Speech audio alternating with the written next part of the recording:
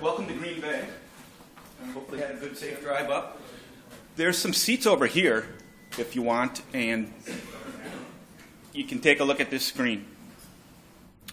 Not a world-class presenter, so I'm just going to show everything we do kind of live, and there's just going to be a bunch of stuff thrown out at you. But I'll kind of describe the city of Green Bay. We have 25 miles of fiber.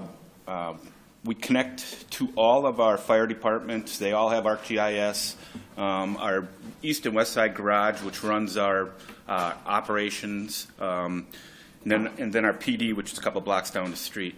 We also have spliced fibers to Brown County, so we have direct access to data back and forth. We also have spliced fiber to the village of Ashwaubenon, and the city of De Pere is shortly coming online, so we can quickly access data back and forth.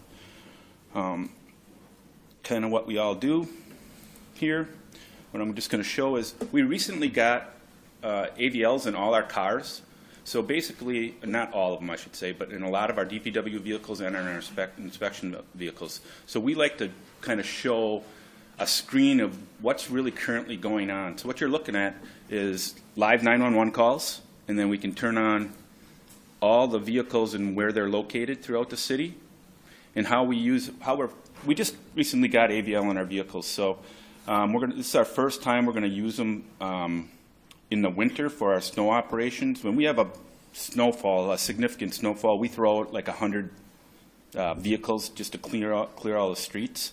And we've written, so if you wanted to see like where all the tractors are in one day, or today where they've been, we can just turn on that. This usually is, our AVLs were done with a company called Source America, who provides a lot of our plows and our salt spreaders on our vehicles. So they've written information they've written some code that you can basically map where your salt is being spread, if the wing blade is down or up.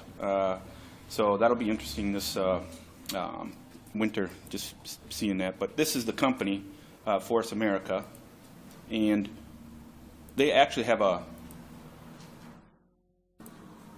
website of this data. But how we get that data back to us, this is what most people look at, just to see them. And they have better graphics than me. All I have is point symbols. What we do is we grab their web service. I got some amazing programmers that help me out to do a lot of this stuff. We grab their web service and bring that data back inside and store it on our servers. And we have all the historical data stored on our servers.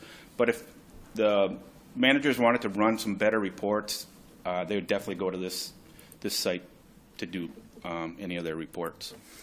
But we've also written this snow operations application that dumps trucks and what route they're into ArcGIS during a live snow event. So we know what truck vehicle is inside each snow row. So we just started an event right here in this application.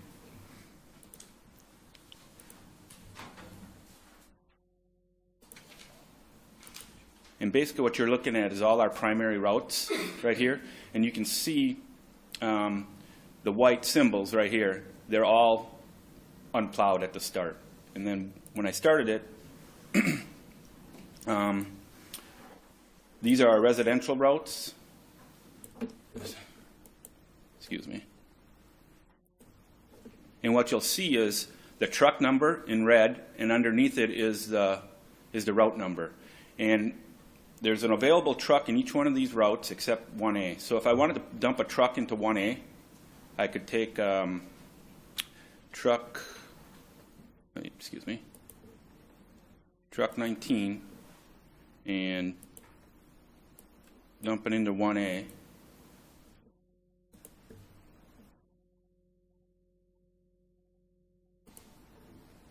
Got to refresh the map. And this follows the truck movement through each route. We created a bunch of reports based on it, saying how much time we spent in each route.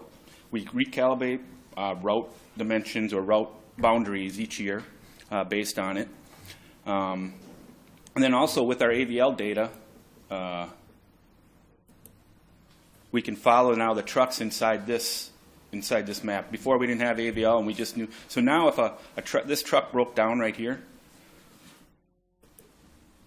we would be able to go in and say, we never knew exactly where the truck was, and so if it broke down, we would record it let me see here, sorry, 850, 25B.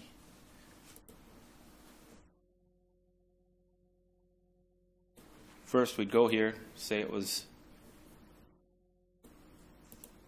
broke down.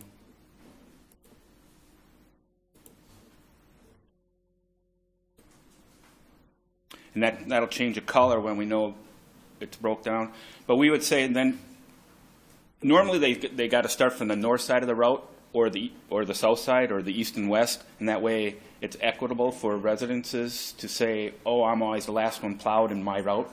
So we kind of switch that up. But now we know where the truck has plowed with the route, and we can say, go and view these roads instead of them driving all around the boundary to know where the previous driver plowed. So that should come in handy. All our AVL data should come in handy as we proceed next year. Okay, back to the larger map. Like I say, we like to know where all our trucks are and what everything is. So we replicate the 911 data from the county, and we map all our incidences. So all our police and fire incidences. So live. So this is what you see going on here. And then we have queries built that you can see what has happened in the last 24 hours. And it seems like a lot. And we also join this then actually to the police records. What happens in the city of Green Bay, we get, let's just say, 100,000 police calls a year, but only 20,000 of them turn into actually reports. And this is live.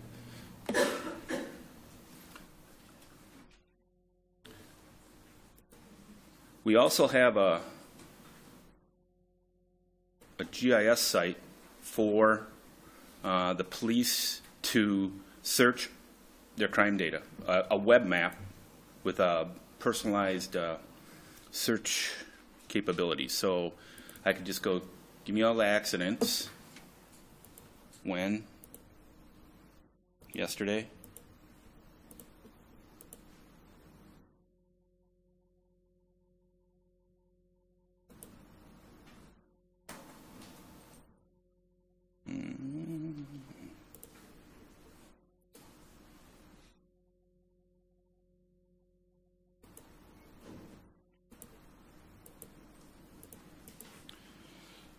That's why you probably want to never give a live demo. But usually what happens is it'll find them, and maybe, I guess maybe they're going to go back a month maybe. Oh, there they came back. Sorry for the slow response. So then basically you can make a heat map of them. It is really slow.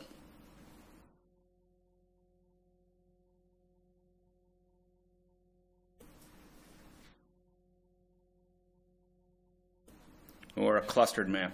It does work, but it just happens to be working fairly slow. And they have also access to other data layers, chronic nuisance properties, gang members.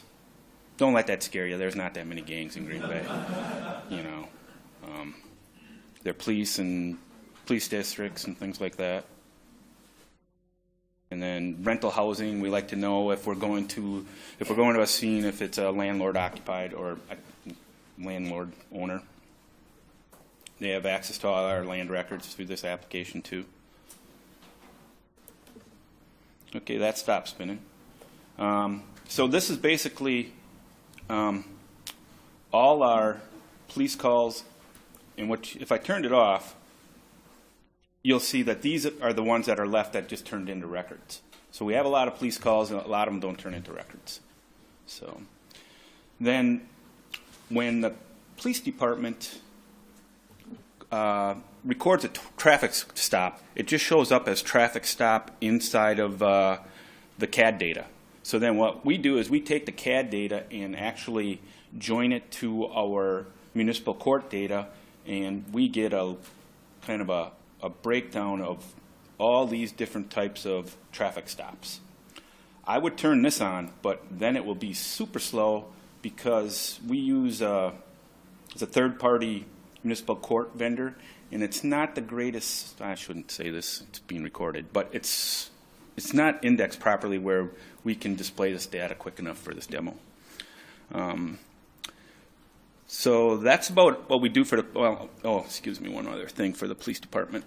We also throw out a weekly report for them based on GIS data inside what districts.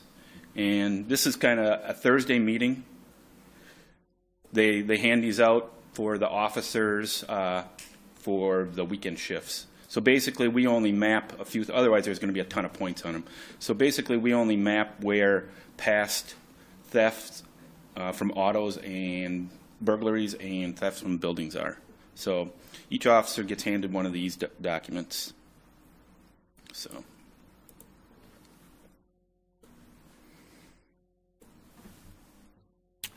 What I do for other departments, and like I say, we like to see things in a day's period, in a day's time. So we map everything. This is all our inspection activity for one day. This is our sewer main maintenance activity for one day. Our emergency calls, sewer emergency calls, sanitary sewer backups, I guess you could call them. And then this is where we have cleaned inlets yesterday. We track all this information using ArcGIS Mobile. So it's asynchronous. We send them out with tough books, and wherever they go, they just put a point on a map, and we do a spatial join later in the evening, and basically we send out little Excel spreadsheets for everyone, for our managers, and basically this would just tell filter. We haven't really written a great report for this yet, but we would be able to say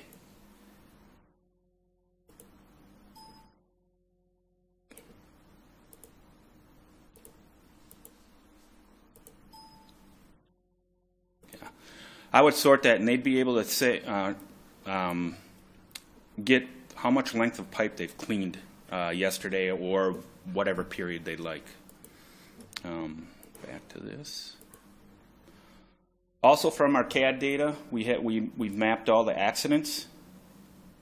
And basically what we do then is we can do a lot of traffic studies based on this. We buffer all our traffic signals 250 feet.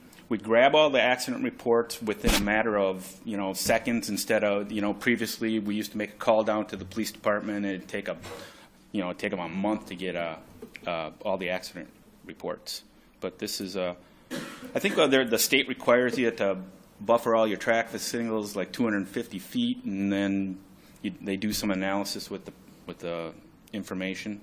You got to fill out a Excel spreadsheet, I believe. But we hot link all our. Oops, yeah, I'm not. I set up this laptop yesterday, and I'm not hooked to that server where the accident reports are. But actually, accident reports used to be on the web, and I think they had to be taken down because somebody, I don't know what the reason was, maybe you know Adam, but I think it was like some kind of, I don't know. But we map all the other police records individually for them.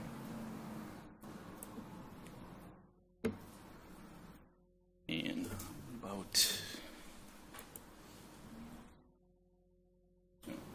get off that tool.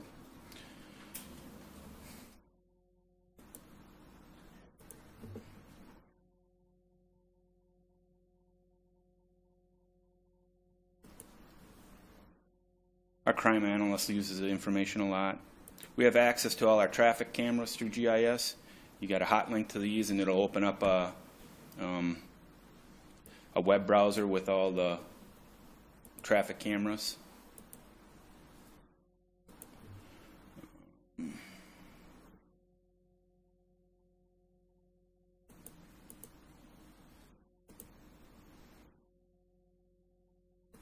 And this is all our cleaning things.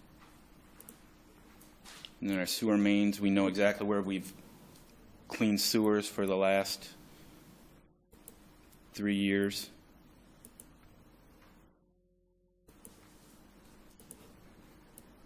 So I think we got we can get through half the city every year.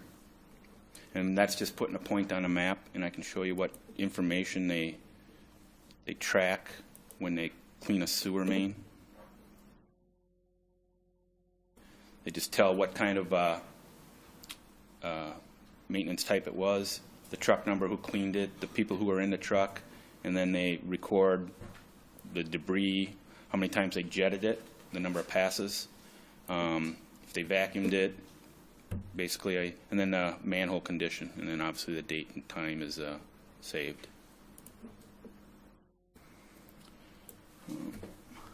I think that's about it for me.